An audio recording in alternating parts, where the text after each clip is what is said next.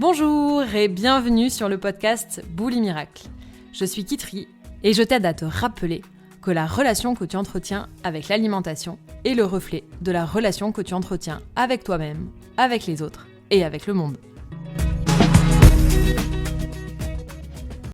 J'ai toute la théorie mais je n'arrive pas à guérir. Il me semble avoir toutes les clés, pourtant je n'arrive pas à ouvrir la porte.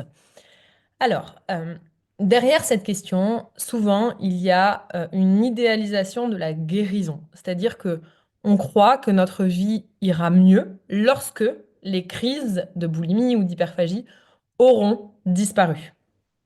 Or, c'est en gagnant en sécurité intérieure, en se consolidant intérieurement, que les crises vont avoir la possibilité de cesser d'exister.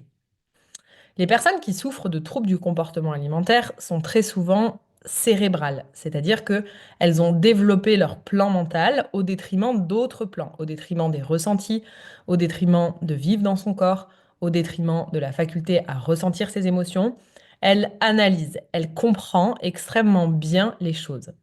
Et comprendre, c'est une chose, c'est important, ça permet de poser des mots sur le processus que l'on vit, ça aide à accepter pleinement le processus que l'on vit à travers les troubles du comportement alimentaire, mais ça n'est pas comprendre qui permet de gagner en sécurité intérieure.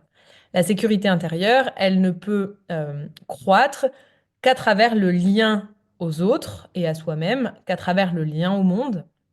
Et donc, qu'en implémentant ce que l'on a appris intellectuellement dans son quotidien.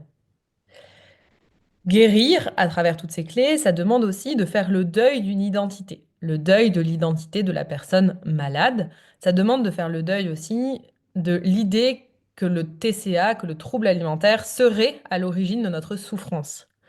Et parfois, quand ça fait 10 ans, 20 ans, 30 ans que l'on se raconte que le problème est le trouble du comportement alimentaire, c'est très difficile de faire le deuil de cette histoire. Guérir, ça demande aussi de faire le deuil de l'identité que l'on s'est faite de soi-même. Ça demande de faire le deuil de ce que l'on croit être. Ça demande de faire le deuil de l'attachement à la forme et d'accepter que l'on n'est ni plus ni moins un humain, comme tout le monde, qui finira sous terre ou en cendres, comme tout le monde, qui finira son processus de vie hors du corps physique, puisque le dénominateur de tous les humains sur Terre, c'est qu'ils finiront par mourir, et que le corps finalement ne les définit pas. Et c'est très difficile quand ça fait plusieurs années que l'on s'est uniquement identifié à la forme, à l'enveloppe, que l'on s'est sécurisé à travers cet hyper-contrôle de la forme, de lâcher cela. Donc, avoir toutes les clés mentalement, c'est une chose. Les implémenter dans son quotidien et faire le choix radical de l'authenticité, c'en est une autre. Et ça demande du temps, ça demande parfois un accompagnement, en tout cas, ça demande un lien aux autres.